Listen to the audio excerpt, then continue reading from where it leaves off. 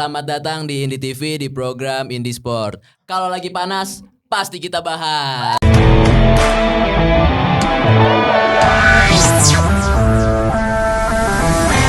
Tempatnya ngobrolin obrolan olahraga yang santai nih. Kenalin, gue Sandy.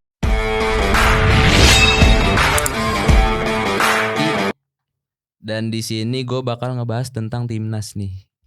Kalah 2 kali berturut-turut dari Arab dan juga Irak. Dan lebih parahnya lagi, Patrick Kluivert sampai dipecat. Dan netizen minta buat STY balik dong, balikin STY dong. Wow. Kali ini gue nggak sendirian, gue ditemenin sama teman kampus gue, maskot kampus juga nih. Kembar, ada Radan dan juga Rakan. Halo. Gimana nih kesibukan lu berdua nih? Dari Radan dulu deh. Kesibukan? Iya. Biasa kuliah. Pacaran paling. Iya, asik juga tuh. Kalau Rakan? Enak dong. Gue sama kuliah. Pacaran juga. Oh iya. Emang abang ade pacaran juga dua-duanya. Iyalah. Pernah nggak double date? Pernah. Oh, nonton timnas bareng gitu ya? Pernah. Oh iya, gue pernah. Oke. Gue lihat-lihat itu VIP tuh katanya nontonnya. Bener nggak tuh? Enggak, dari luar. Oh, dari luar. Berarti ini dong, party dong kita di luar party. Ngomongin timnas nih ya. Kan kita udah kalah 2 kali nih dari Arab sama Irak kan ya. Kalau menurut lu tuh permainan timnas yang jelek apa emang timnya aja yang kuat lawan timnya gitu yang kuat? Dari mana ya? Enak. Dari Rakan deh, kayaknya mukanya penuh jawaban nih dari Rakan. Kalau dari gue, yang pertama itu kesalahan dalam memilih line up main. Gue bingung kenapa Kluivert itu cadangin Haye. Sedangkan Haye itu salah satu pemain yang paling penting di timnas sekarang. Oh iya benar. Yang pertama karena Haye itu punya visi yang bagus. Terus buat masalah chemistry sama Joey Polipesi itu udah bagus banget.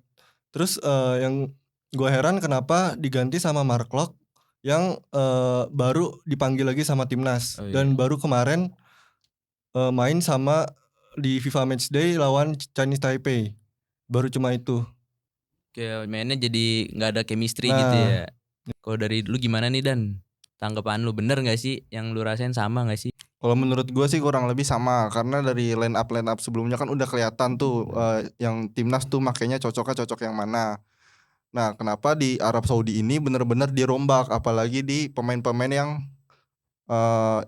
penting kan, kayak Tom Hai atau kayak pemain-pemain kayak Ole Romeni. Sebenarnya kan dia kan udah sembuh dari cedera kan. Ya udah fit juga ya. Udah, cuman kenapa nggak dimainin dari awal? Karena justru menit-menit awal tuh menit-menit terpenting kan. Ya menit krusial juga ya, kan. jadi kayak maksud gua kalau misalkan emang udah cocok sama line up yang kemarin, kenapa harus dirubah-rubah lagi? Dan dirubah-rubahnya ini justru di pertandingan penentu, bukan di pertandingan uji coba. Kan sebelumnya kan ada pertandingan uji coba tuh 2 kali.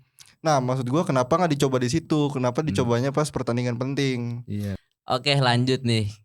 Kan langsung dipecat tuh dari 2 kekalahan itu kan. Kalau menurut lu nih Dan, bener gak sih langkah PSSI buat mecat Patrick tuh? Bener kan sih, baru kalau menurut doang. gua kalau misalkan kelamaan dipertahani juga makin gak jelas juga. Karena dari ya gitulah, dari penurunan pemainnya aja juga udah ngeraguin dan ketahuan kan hasilnya 2 kali pertandingan 2 kali kalah. Jadi kayak ya emang waktunya buat diganti. Anjay. Kalau dari lu nih kan? Kalau dari gue ya setuju dipecat karena yang kan pasti PSSI ganti dari pelatih sebelumnya ke Kluivert itu dengan tujuan pasti Piala Dunia dong, karena udah berani banget ngambil langkah buat ganti pelatih. Sedangkan yang dipakai Sintayong taktiknya itu udah masuk banget ke pemain timnasnya. Ya. Mending pertahanin STY aja gitu ya. Bener sih, berarti lu berdua nih masih tetap STY harusnya gitu ya.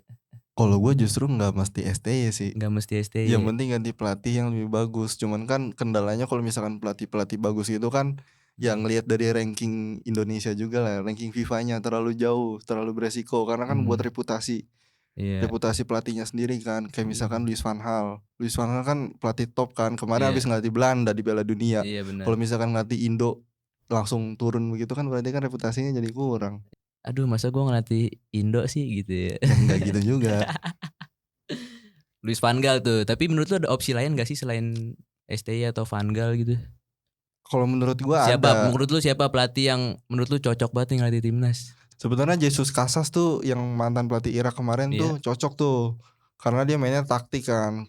Hmm. Dan kayak track recordnya juga bagus. Cuman Iya. emang dia belum pernah ngebawa Irak juara juga sih. Oh, belum pernah masuk ke Iya. Pildun.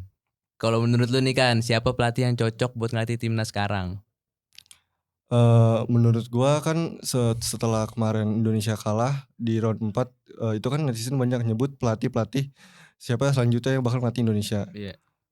Menurut gua yang cocok salah satunya itu Jesus Casas. Karena dia punya tipikal permainan tuh yang menyerang, yang ofensif. Terus lebih cocok juga ke tipikal pemain Eropa yang Indonesia punya sekarang. Itu kan naturalisasi kan. Jadi Benar-benar. filosofinya masuk banget. Iya. Terus sekarang pemain Indonesia kualitasnya juga bagus-bagus kan. Berarti lu berdua nih lebih suka sama pelatih asing ngelatih Indonesia atau pelatih lokal yang ngelatih Indonesia? Kalau dari dulu dan. Kalau menurut gua sebenarnya bukan berarti pelatih lokal jelek juga. Iya. Cuman karena pemain Indonesia yang sekarang itu kan rata-rata kan keturunan asing, Belanda. Budayanya juga beda kan, budaya lokal sama budaya sana, budaya Belanda. Jadi kalau misalkan untuk kecocokan sih, kalau misalkan dari pelatih lokal tuh banyak PR-nya. Alasan Sintayong kemarin dipecat kan karena beda budaya kan, Beda kayak budaya. keterbatasan bahasa katanya. Nah kalau misalkan diganti lokal, lebih PR lagi dong. Lebih mikir Iya. lagi ya. Makanya kita langsung ambil langkah ambil Kluivert. Karena budayanya sama, jadi Iya. nyatuinnya gampang, lobbynya gampang. Kalau lu kan gimana? Nah iya itu benar, kan sekarang rata-rata emang semuanya main di Eropa kan yang Iya. pemain inti dari timnas sekarang. Ya cocok aja kalau bakal diganti sama pelatih asing, misalkan dari Eropa. Soalnya Jesus Casas kan dari Spanyol ya. Dan itu ya lebih masuk aja gitu filosofinya daripada misalkan pelatih lokal. Tapi bukan berarti pelatih lokal tuh jelek. Oke. Kalau menurut lu berdua nih, fans tuh ngaruh gak sih ke performa pemain kita yang Ngaruh kemarin banget. tuh?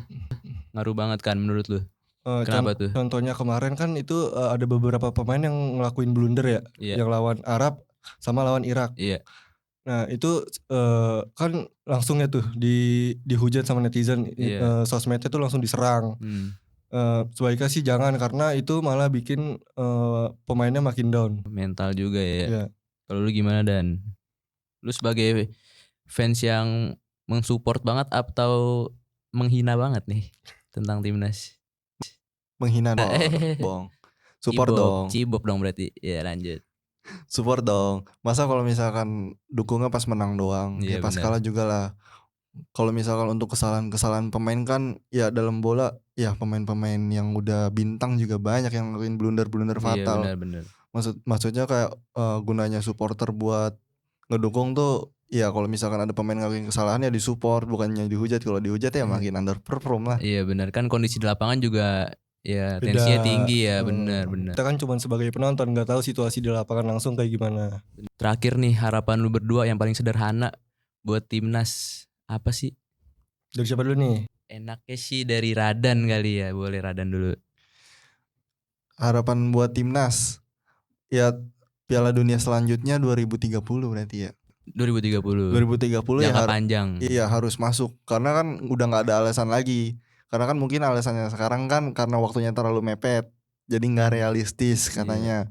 Ya untuk 2030 kan panjang nih, perlu dipersiapin. Nah pemain-pemain muda yang sekarang juga pasti udah lebih matang lagi kan. Benar. Jadi harusnya peluangnya juga makin gede. Kalau sekarang aja bisa tembus ronde 4, ya harusnya 2030 ya bisa kita ambil ya. Jadi nggak ada alasan. Benar. Dan kalau untuk sekarang ya fokusnya Piala Asia dulu sih. Piala Asia. Piala Deket-deket Asia. inilah ya. Iya. Kalau lu Dan kan gimana kan? Kalau gue ya benar tadi, untuk 2030 itu nggak ada alasan-alasan lagi kayak misalkan 2030 nggak lolos, ntar alasan lagi kayak realistisnya tuh 2034 atau 2000 selanjutnya lah.